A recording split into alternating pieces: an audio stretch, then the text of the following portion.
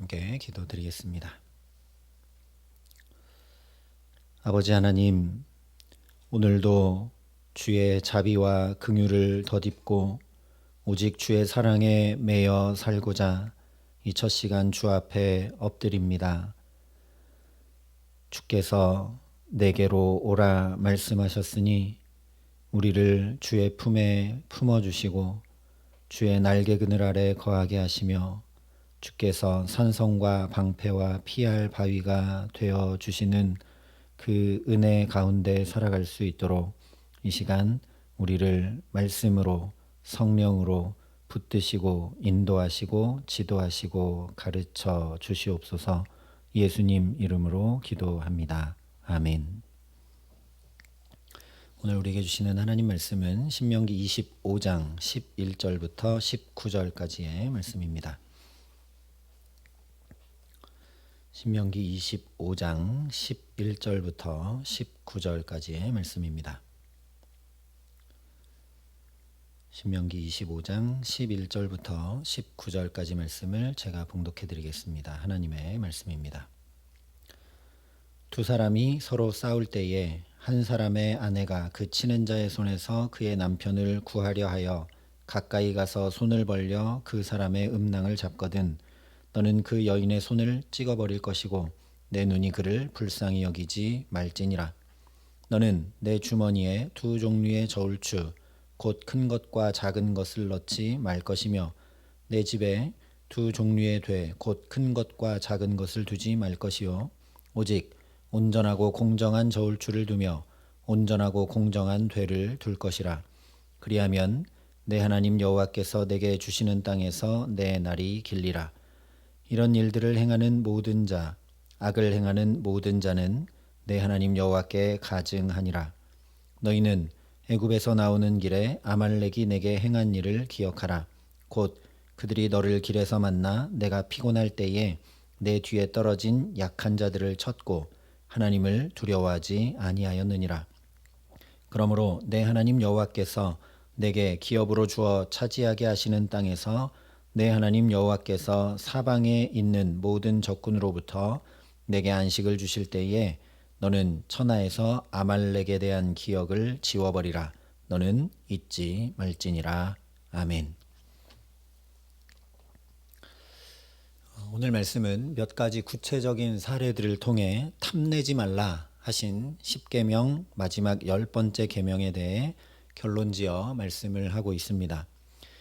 먼저 11절 12절에 이렇게 말씀합니다. 두 사람이 서로 싸울 때에 한 사람의 아내가 그 치는 자의 손에서 그의 남편을 구하려 하여 가까이 가서 손을 벌려 그 사람의 음낭을 잡거든 너는 그 여인의 손을 찍어버릴 것이고 내 눈이 그를 불쌍히 여기지 말지니라. 학자들은 이 말씀을 아무리 자기 남편이 위급하다고 해도 상대방의 급소를 공격한 것에 대한 이 말씀을 그 사람에 대한 커다란 인격 모독임과 동시에 생명에 대한 위협 행위이고 또한 그 내면에는 눈에 보이지 않는 음란이 자리 잡고 있는 행위고 더 나아가서 상대방이 아예 대를 잇지 못하게 만드는 포악한 행위라고 보았습니다.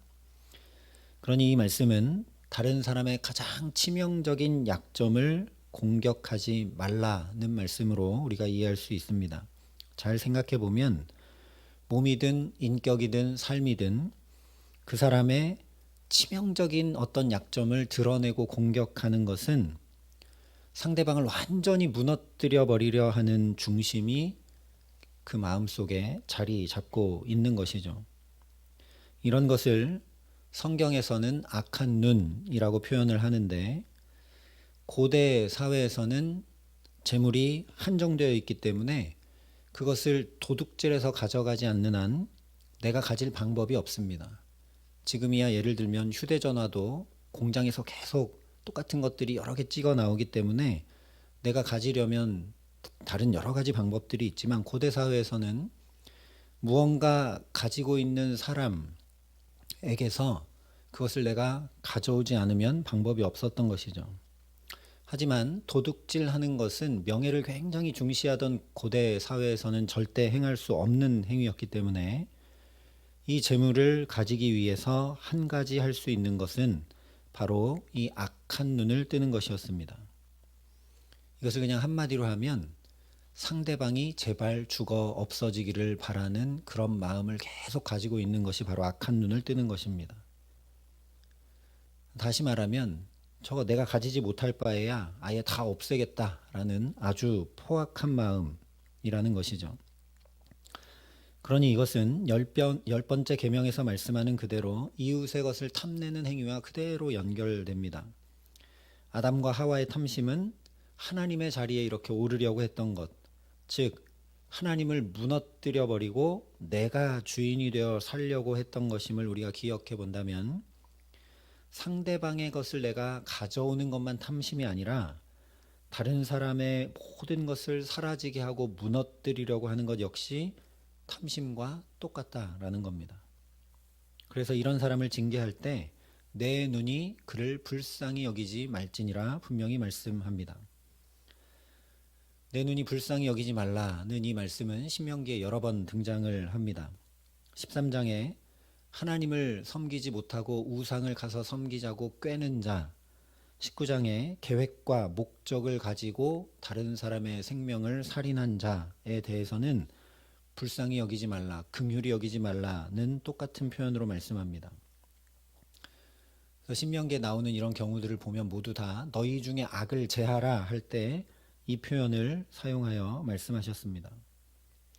그러므로 탐심은 단순한 욕심 정도가 아니라 우리 내면에 깊이 뿌리 박혀 있어서 반드시 제거해야 될 악이라는 것을 우리가 알게 됩니다. 그래서 불쌍히 여기지 말아라 하는 이 표현은 가장 먼저 7장에 보면 진멸되어야 할 가나안 7족속을 말씀하시면서 그들을 진멸하고 그들과 어떤 언약도 하지 말고 그들을 불쌍히 여기지도 말라 못 박아 말씀하면서 등장합니다. 한마디로 탐심은 진멸할 수밖에 없을 정도로 죄악이 가득 찬 저 가나안 7족속, 즉 이방인들의 행위와 똑같다라는 말씀이죠. 13절부터 15절에 온전하고 공정한 저울추를 두고 온전하고 공정한 되를 두라 하신 말씀도 마찬가지입니다. 이 말씀과 관련해서 호세아 12장 7절에 아주 재밌는 말씀이 기록됩니다. 그는 상인이라 손에 거짓 저울을 가지고 속이기를 좋아하는도다. 오늘 말씀한 것처럼 공정한 저울추와 되가 아니라 속이는 저울을 가지고 있는데 그가 상인이라고 얘기합니다. 이 상인이라고 번역된 단어는 원문 그대로 하면 가나안입니다. 성경 문맥에 따라서 어떨 때는 가나안, 어떨 때는 상인으로 번역되는 단어인데, 물론 가나안 사람들이 실제 무역하고 장사하는 일을 했기 때문에 상인과 가나안을 동일시한 것이기도 하지만 이 말씀은 우리가 다시 한번 누가 가나안인지 생각하도록 만들어줍니다. 가나안은 지금 이스라엘이 나가서 다 진멸해야 할 땅이고 하나님을 알지 못하는 이방인들입니다. 그런데 오늘 말씀으로 비추어 생각해 보면 이 가나안이라는 것은 어떤 특정한 지역이나 출신의 문제가 전혀 아닌 것이죠. 심지어 그가 이스라엘 백성이라고 해도 공평한 저울추를 사용하지 않고 상대를 속이며 거짓으로 이득을 취함으로 불의를 행한다면 그가 바로 할례 받지 못한 이방 백성, 가나안 백성과 똑같다라는 말씀입니다. 그래서 결국 이 두 가지 예를 말씀한 후에 오늘 16절에 이렇게 결론 짓고 있습니다. 이런 일들을 행하는 모든 자, 악을 행하는 모든 자는 내 하나님 여호와께 가증하니라. 다른 이의 약점을 드러내고 공격하는 것, 어떤 특정 사람이 아예 없어지고 사라지기를 바라는 것, 온전하고 공정한 저울추가 아니라 두 종류의 저울추를 가지고 속이는 일을 행하는 것이 곧 악행이고 탐심이고, 동시에 그런 악행은 우상을 섬기는 것과 똑같이 하나님 앞에 가증한 것이다 분명히 못 받고 있습니다. 실제 골로새서에 보면 탐심은 우상 숭배니라 분명히 밝혀 말씀을 해줍니다. 그렇기 때문에 17절과 19절에 아말렉이 행한 일을 기억하라 말씀하며 10계명 마지막 10번째 탐심에 관한 말씀을 결론 짓고 있는 것을 우리가 보게 됩니다. 무슨 얘기냐? 아말렉이 행한 일을 우리가 마음에 깊이 담고 기억할 때에만 이 탐심이라는 죄에서 벗어날 수 있기 때문입니다.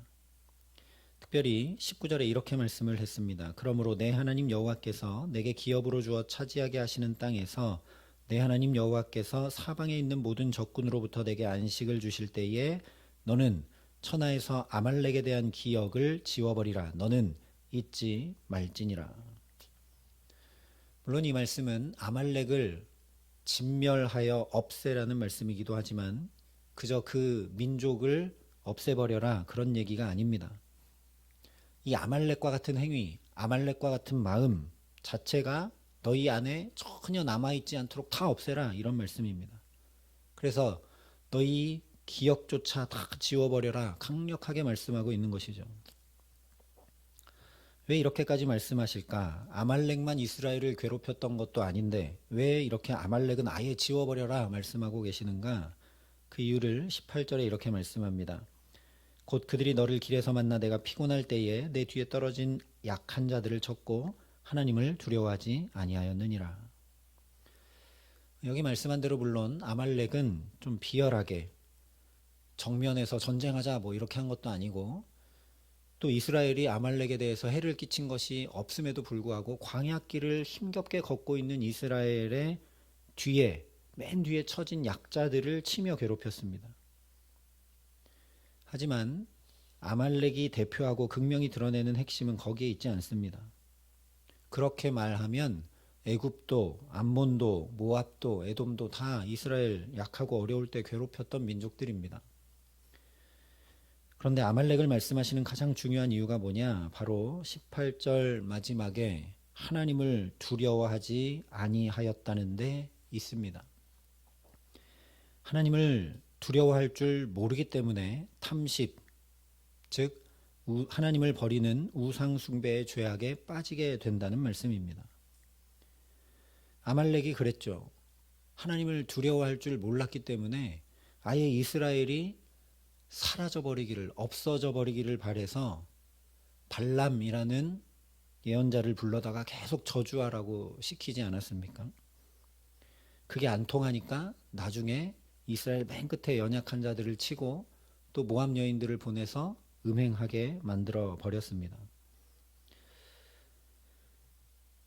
이처럼 하나님을 두려워할 줄 모르면 탐심의 죄악에 우상숭배의 죄악에 빠져들고 만다라는 것이죠. 그런데 하나님을 두려워한다는 것은 무서워서 벌벌벌벌 떠는 것이 아니라 성경에서 말씀하는 그대로 하나님을 경외하는 것을 이야기합니다. 이렇게 탐심에 녹아있는 죄의 본질이 무엇인지까지도 실생활의 구체적인 예들을 통해 밝히 깨달아 알게 해주시고 뿐만 아니라 그러니까 그 탐심의 죄에 넘어지지 않도록 어떻게 해야 될지 구체적인 방법까지 알려주시며 붙들어 주시는 이 하나님, 19절에 말씀한 대로 사방의 모든 적군으로부터 안식을 주시는 하나님, 종살이하며 땅도 나라도 없던 이스라엘에게 가나안 땅을 기업으로 주어 차지하게 하시는 하나님, 그야말로 영육간의 만복을 내리시는 그 하나님이 말할 수 없이 좋아서 감히 가까이 하지 못하는 그런 상태가 바로 경외입니다. 몇 번 말씀드렸었지만 우리 아이들이 어떤 연예인을 너무 좋아해서 그 연예인이 자기 앞에 나타나면 아무 말도 못하고 요즘 아이들 표현으로 이렇게 입틀막 하면서 너무 좋아서 어쩔 줄은 모르는데 감히 가까이도 다가가지 못하는 그런 상태가 바로 경외입니다. 다시 말하면 하나님께 그저 가까이 하지 못하는 것이 아니라 나 또한 하나님이 너무 좋아서 그 하나님께 온갖 좋은 것들로 응답하고 드리고 하나님 어떻게 기뻐하시게 하나님을 어떻게 기뻐하게 하실 수 있을까 그런 일들을 행함으로 살아가는 것이 바로 하나님 경외라는 것이죠. 그런데 아말렉은 이 경외는커녕 하나님을 두려워할 줄조차 몰랐습니다. 어떻게든 이스라엘을 저주하려고 수단과 방법을 가리지 않고 발람에게 네가 원하는 거 다 해줄 테니까 제발 저 이스라엘을 저주해라. 하나님이 그래서 발람의 입을 통해 이스라엘을 계속 축복하시는데도 또 저주해라. 장소를 옮겨서도 또 저주해라. 그렇게 수단 방법 가리지 않고 자신만 믿고 자신이 하고자 하는 대로 행하며 살았던 삶의 대표가 바로 아말렉입니다. 그러니 그 아말렉에 대한 기억 자체를 지우라 말씀하시는 것입니다. 민족을 없애라는 게 아니라 너희 안에 있는 그런 아말렉에 대한 기억, 네 마음대로 행하고자 하는 마음, 하나님을 두려워할 줄 모르는 마음, 하나님을 경외할 줄 모르는 마음, 그런 거 다 지워 없애라는 말씀입니다. 이것을 제발 잊지 말라고 정말 애절하게 당부하고 또 당부하고 계십니다. 그러니 오늘 이 하루 하나님 경외함을 잃지 않는 저와 여러분 될 수 있기를 간절히 소망합니다. 그러니 이 기도의 시간 가장 먼저 하나님, 제가 하나님이 너무 좋을 수밖에 없도록 오늘도 하나님이 내게 행하시는 역사, 내게 주시는 응답, 내게 펼치시는 은혜가 가득한 삶 살아갈 수 있게 해달라고 간구할 수 있기를 간절히 소망합니다.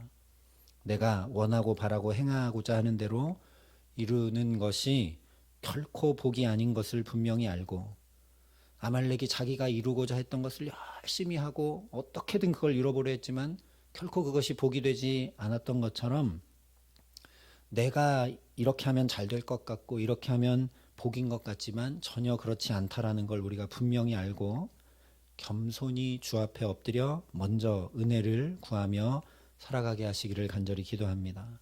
하나님을 뜨겁게 사랑하고 하나님을 온전히 기쁘게 하시는 삶을 우리가 잘 살아가지는 못한다 할지라도 최소한 하나님 무소부재하시고 우리 마음 중심에 있는 모든 것까지도 다 아시는 그 하나님, 최소한 두려워할 줄 알며 살아가는 저와 여러분 되게 하시기를 소망합니다. 그래서 하나님 없이 살아가는 자의 불안과 괴로움과 수고와 슬픔과 아픔에서 벗어나서 주께서 주시는 지혜와 사랑과 안식과 기쁨과 찬양 가운데 오늘과 내일을 참으로 복되게 살아가게 하시는 귀한 은총 주시기를 우리 구주 예수 그리스도의 이름으로 간절히 축원합니다. 함께 기도하시겠습니다. 아버지 하나님, 오늘도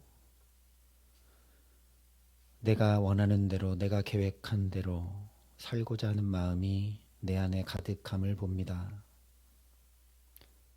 내가 옳고 내가 바르기 때문에 상대방을 향하여서는 판단하고 정죄할 때가 많고, 때로는 어떤 사람은 제발 좀 없었으면 좋겠다는 마음도 우리 안에 드는 것을 주님 긍휼히 여겨 주시옵소서. 이런 마음들을 다 없이 하라고 주님 말씀하셨는데 우리에게는 그런 능력이 없습니다. 그러니 아버지 하나님, 주님을 너무나 좋아하고 사랑할 수밖에 없도록 우리에게 오늘도 충만한 은혜를 부어 주시옵소서. 자연히 그 주님을 경외함으로 살아갈 수 있도록 우리의 손을 붙드시고 걸음마다 인도하시고 함께하여 주시옵소서. 그래서 주님과 함께하는 자의 평강과 기쁨과 사랑과 지혜와 은총이 가득 넘치는 삶을 우리 가정과 자녀들과 일터와 모든 걸음걸음마다 살아감에 부족함 없도록 이 기도의 시간 하늘 문을 여시고 우리에게 복을 내려 주시옵소서. 이제는 친히 우리의 구원이 되신 우리 구주 예수 그리스도의 은혜와 그 독생자 예수 그리스도를 아낌없이 내어주신 아버지 하나님의 놀라우신 사랑하심과 오늘도 주를 경외할 수 있도록 우리를 도우시고 붙드시는 성령 하나님의 교통하시고 역사하심이 여기 머리 숙여 주께서 잊지 말라 하신 것을 마음 깊이 담고 주님 더욱 사랑함으로 살기를 소원하고 결단하는 여기 모인 모든 주의 성도들과 사랑의 빛교회 모든 교우들과 이 나라 이 민족과 이 귀한 복음을 오늘도 세계 만방에 전하시는 선교사님들 가운데 이제로부터 영원토록 함께 하시기를 간절히 축원하옵나이다. 아멘.